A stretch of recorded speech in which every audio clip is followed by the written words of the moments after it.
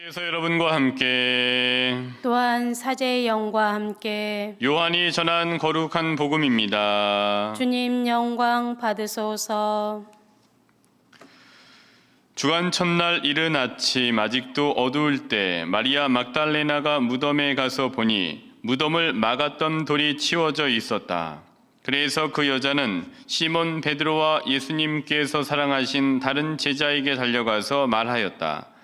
누가 주님을 무덤에서 꺼내갔습니다. 어디에 모셨는지 모르겠습니다. 베드로와 다른 제자는 밖으로 나와 무덤으로 갔다. 두 사람이 함께 달렸는데 다른 제자가 베드로보다 빨리 달려 무덤에 먼저 다다랐다. 그는 몸을 굽혀 아마포가 놓여 있는 것을 보기는 하였지만 안으로 들어가지는 않았다. 시몬 베드로가 뒤따라와서 무덤으로 들어가 아마포가 놓여 있는 것을 보았다. 예수님의 얼굴을 쌌던 수건은 아마포와 함께 놓여 있지 않고 따로 한 곳에 개켜져 있었다. 그제야 무덤에 먼저 다다른 다른 제자도 들어갔다. 그리고 보고 믿었다. 사실 그들은 예수님께서 죽은 이들 가운데에서 다시 살아나셔야 한다는 성경 말씀을 아직 깨닫지 못하고 있었던 것이다. 주님의 말씀입니다. 그리스도님 찬미합니다.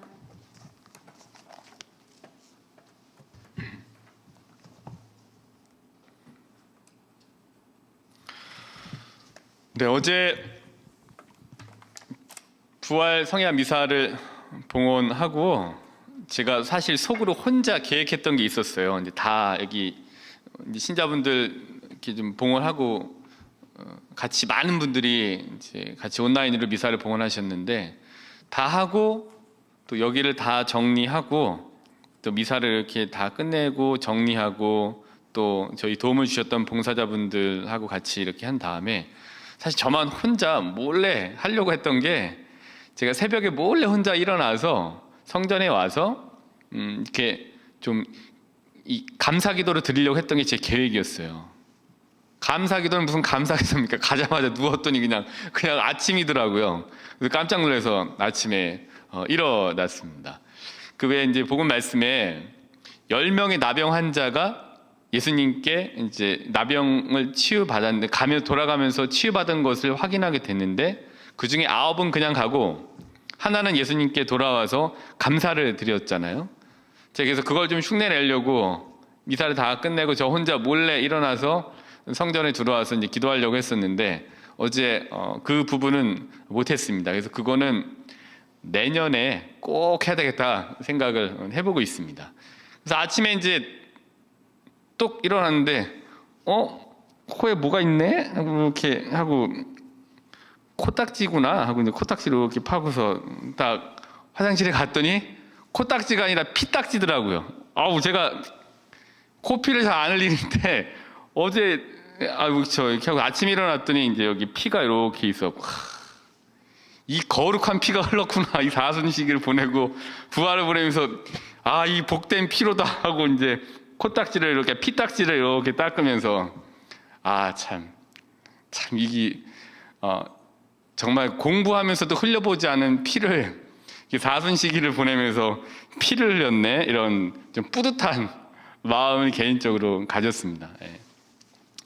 여러 말씀을 드렸습니다만 어제 저희의 이 축시를 지나고 별시를 맞이한 이 부활, 그러니까 모든 게 다 하느님을 진정 만나신 분들, 또 이 안에서 예수님의 십자가를 인호로서 여기에 받고 그 인호가 나를 부활이라고 하는 곳으로 이끌어주는 문이구나라는 것을 조금이라도 만나시고 체험하셨다면 이 부활 시기는 분명 하느님께서 펼쳐주시는 별시가 확실합니다. 그리고 그 말씀 안에서 우리가 결국엔 별시를 보고 축시를 보고 별시를 누리게 되는 거죠.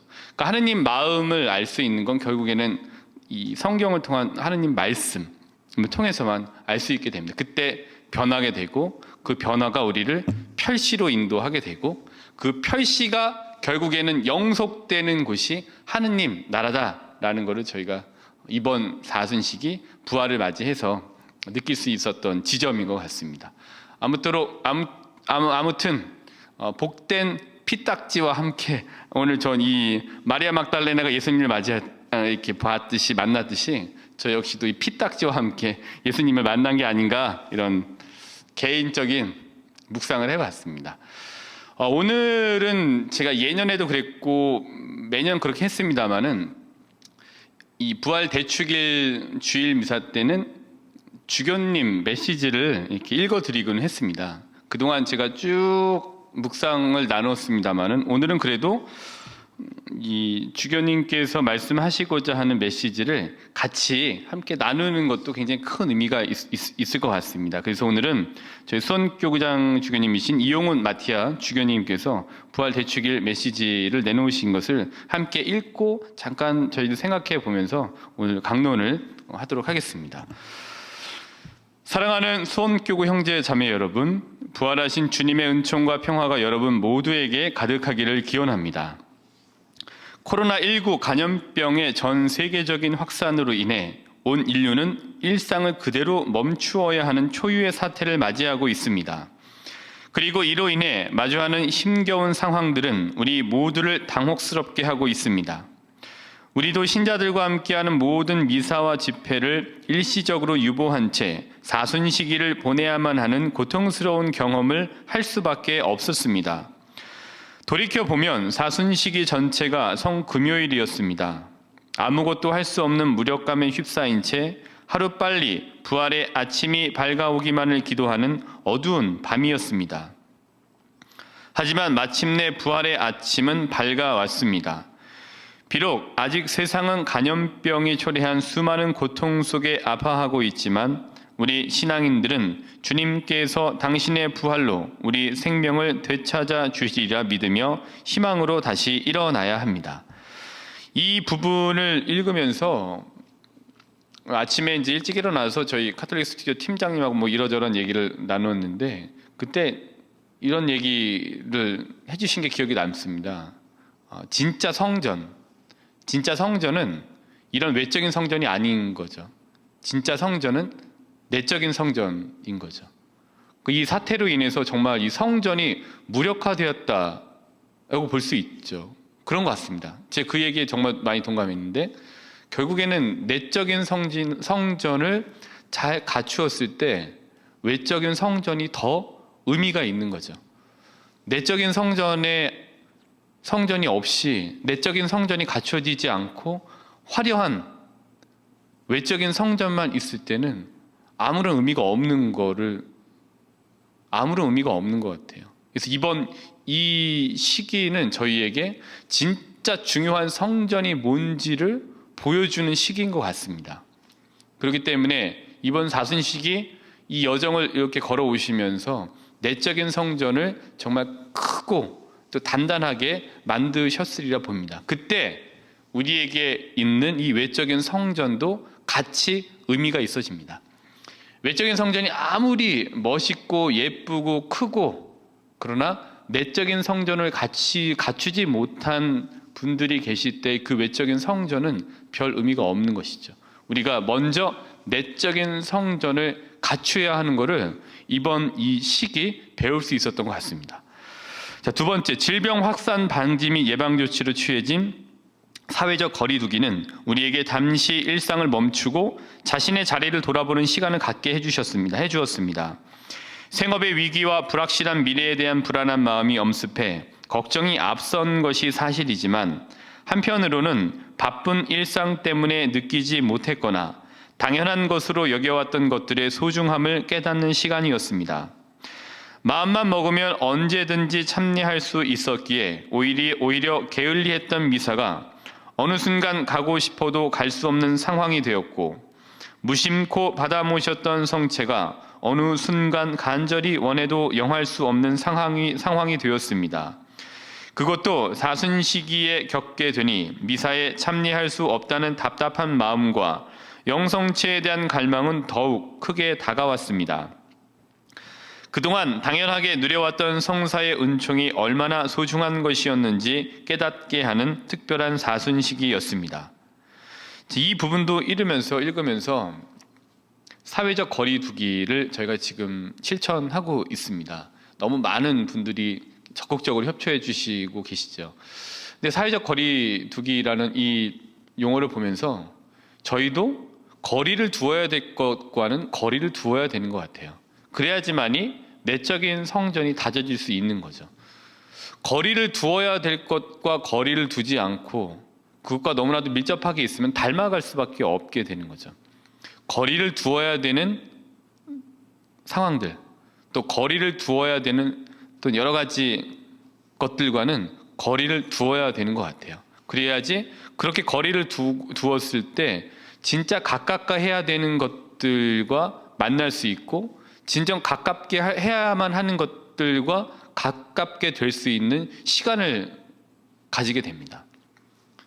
전 이번 사순식 이렇게 보내면서 또 이런 생각 묵상하게 됐는데, 해독, 그동안 너무 많은 쓸데없는 것들을 함으로 그거를 해독하려고 하는 시간이 너무 오래 걸렸던 것 같아요. 마치 술을 너무 많이 마셔서, 술 마시지 않습니다, 저. 근데 술을 너무 많이 마셔서, 매일 마셔서 술을 해독해야 되는 시간을 너무 많이 갖는 것처럼 술을 해독해야 되는 시간을 가져야 되죠. 근데 그런 해독이 아니라 우리는 말씀을 해독하는 시간을 더 많이 가져야 되는 것 같아요. 술을 해독하는 시간에 말씀을 해독해야 되죠.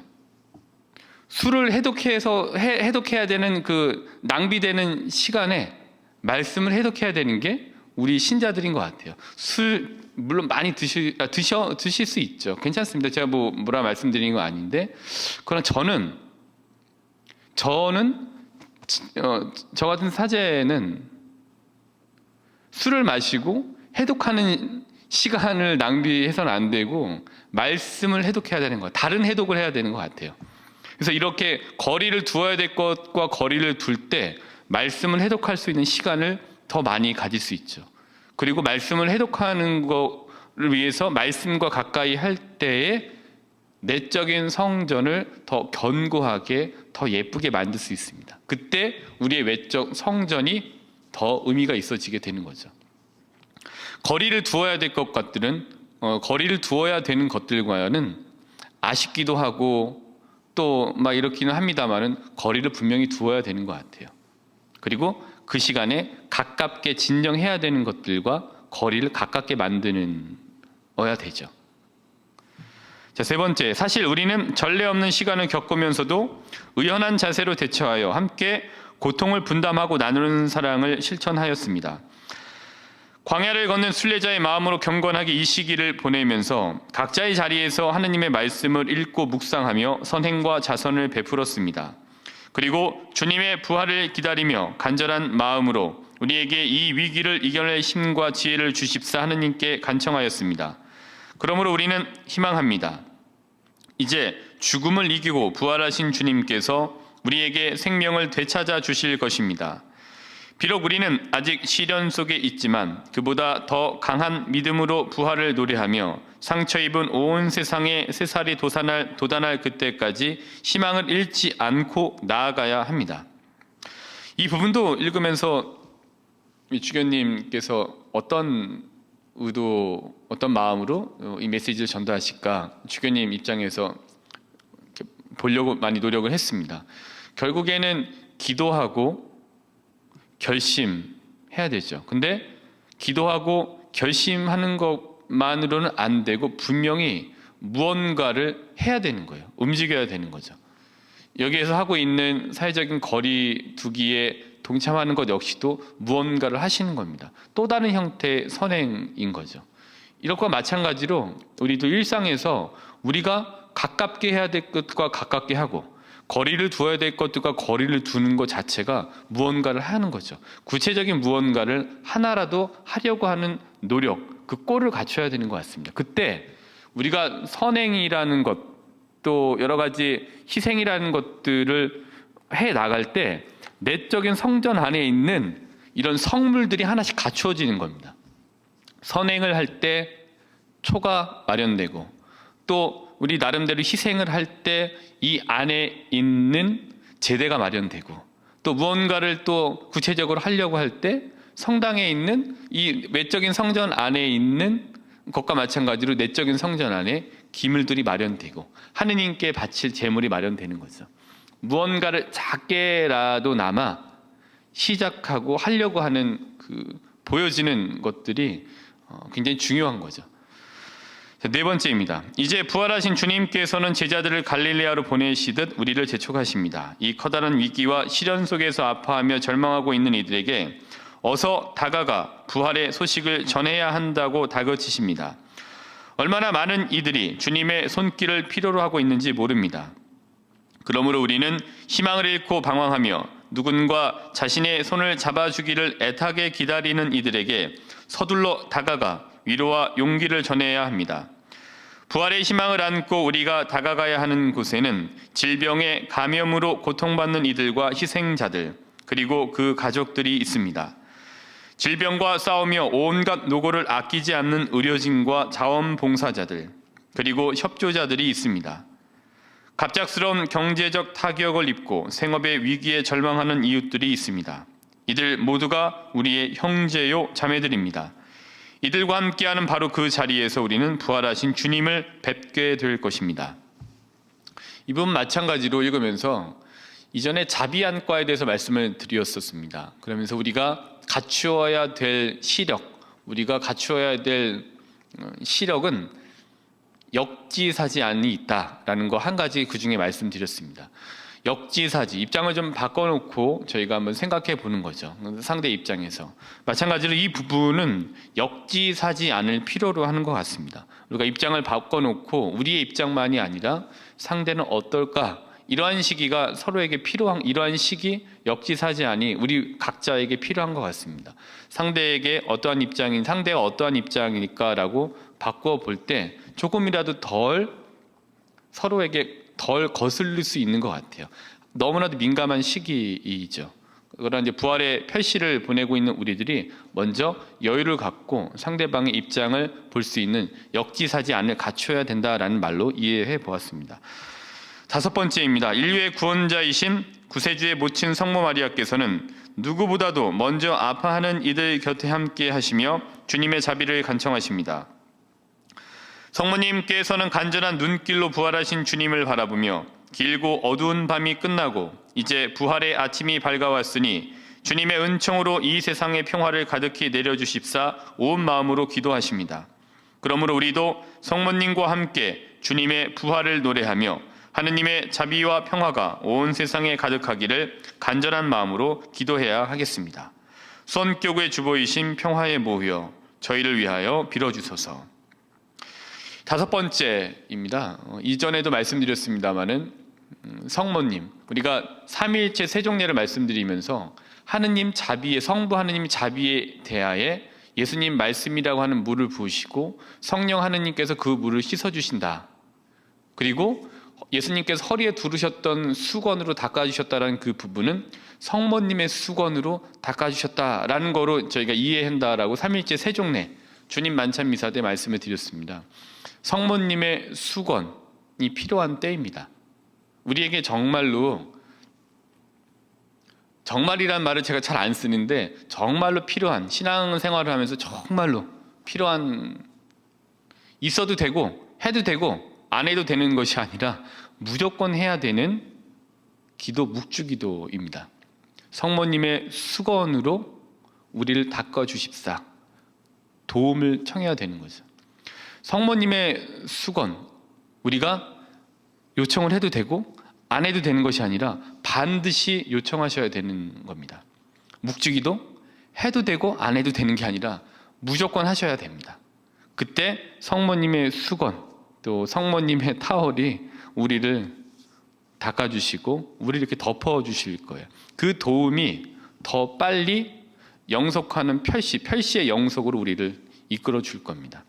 이 시기 여러 가지 주교님께서 말씀하신 것들을 제 개인적으로 이해해서 말씀을 드렸습니다. 아무쪼록 축시를 지내고 별시를 지내시는 신자 여러분, 이 시기는 기쁨과 또 구원, 또 희망과 함께 지내야 되는 시기입니다. 그러나 이 시기 다시 축시로 들어가고자 하는 준비를 하셔야 되는 시기입니다.